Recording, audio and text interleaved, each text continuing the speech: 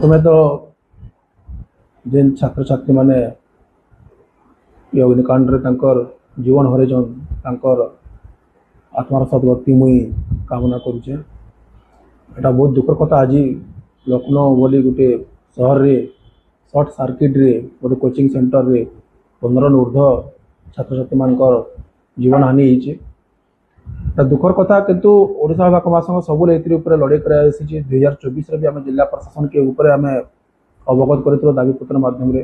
जे 2020 रे गोटे गाइडलाइन होता कोचिंग सेंटर ऊपर जे 16 वर्ष नो तलर पिला कोचिंग कर ना पार 16 वर्ष ऊर्धर पिला कोचिंग सेंटर हवा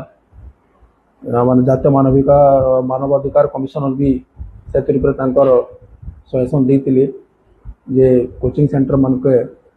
माने फेयर सिक्योरिटी सुविधा व्यवहार कथा के जिला प्रशासन तदारक करेंगे सेनु केन प्रकार वातावरण अच्छे सेनु कोचिंग सेंटर रे तार माने विभिन्न सब सुविधा अच्छे कि नहीं माने तार वेयरिंग आरंभ कर फेयर सेफ्टी झरका कबाट तार सब किसी जेन कौन से प्रकार माने देवी दुर्विभाग नहीं पारे अग्निकांड हो ना पारे से प्रकार उपरे ध्यान देवार लगी गाइडलाइन रो अच्छे किंतु गाइडलाइन के फॉलो ना करवा। आज बरगढ़ भी देखो छतीपुतला बोली बहुत माने कोचिंग सेंटर गुड़ाक खुलीचे जार तथ्य माने जिला शिक्षा अधिकारी पाखे भी नहीं जिला प्रशासन पाखे भी नहीं किंतु दुखर कथा जे ई कोचिंग सेंटर मान के माने एसी फेसी गुड़ाक लगा होचे क्लोज डोर रे तांकर ट्यूशन गुड़ाक होची कोचिंग गुड़ाक होची वेयरिंग ऊपर के ध्यान न देबा फेयर से माने सेफ्टी सिक्योरिटी ऊपर के ध्यान न देबा एग्जिट केन प्रकार हवा से के ध्यान न देबा जो द्वारा कि माने इ प्रकार अघटन मान घटुचे और कोमलमती छात्र छात्री मानकर जीवन हानि होची। तो बरगढ़ रे भी आमे जिला प्रशासन गड़ा में चेते दूचु आमर दाबी भी जनइलु आगु अवगत कराऊँ जे बरगढ़ जिले में जिते भी कोचिंग सेंटर अच्छे तार तथ्य गुड़ाक संग्रह करा जाऊ से कोचिंग सेंटर रे ये सब गुड़ाक सुविधा अच्छे कि नहीं माने फायर सेफ्टी सिक्योरिटी सुविधा अच्छे कि नहीं तार बिल्डिंग स्ट्रक्चर केनता अच्छे एग्जिट जो केनता अच्छे माने कोचिंग सेंटर